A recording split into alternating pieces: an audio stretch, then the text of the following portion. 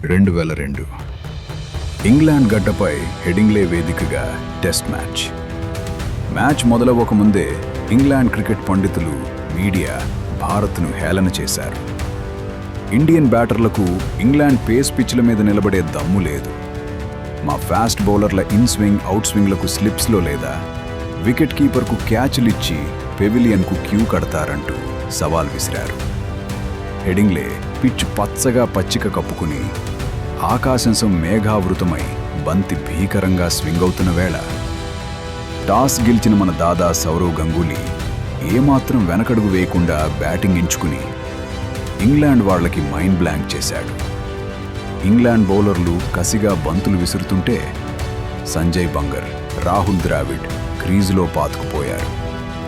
ఒంటి మీద ఎన్ని దెబ్బలు తగినా లెక్క చేయకుండా బంతి మెరుపు తగ్గేలా డిఫెన్స్ ఆడారు.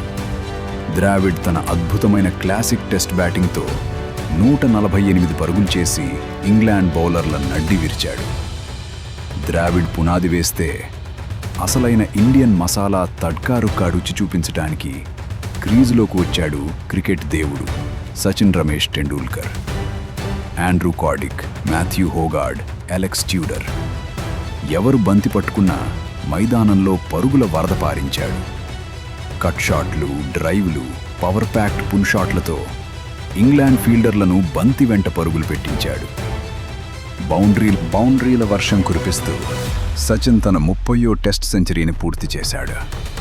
అక్కడితో ఆగకుండా ఏకంగా 193 పరుగులు, 330 బంతులు, 19 ఫోర్లు, 3 సిక్సర్లు బాది ఇంగ్లాండ్ బౌలింగ్ లైనప్ను కోలుకోలేని దెబ్బకొట్టాడు. మరోవైపు కెప్టెన్ సౌరవ్ గంగూలీ కూడా తన విశ్వరూపం చూపిస్తూ 128 పరుగులు బాదాడు.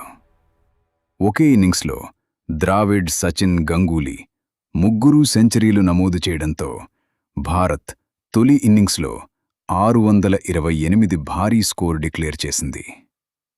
ఎవరైతే ఇండియన్ బ్యాటర్లు నిలబడలేరు అన్నారో అదే ఇంగ్లాండ్ను మన బౌలర్లు అనిల్ కుంబ్లే, హర్భజన్ సింగ్, జహీర్ ఖాన్ కలిసి 2 ఇన్నింగ్స్లోనూ చుట్టేశారు.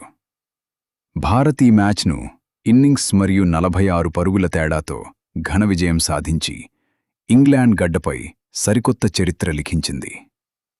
నోటితో మాట్లాడిన వారికి బ్యాట్తోనే దిమ్మ తిరిగే సమాధానం చెప్పిన మన భారత దిగ్గజాల ఈ ఇన్నింగ్స్పై మీ అభిప్రాయాన్ని కింద కామెంట్ చేయండి.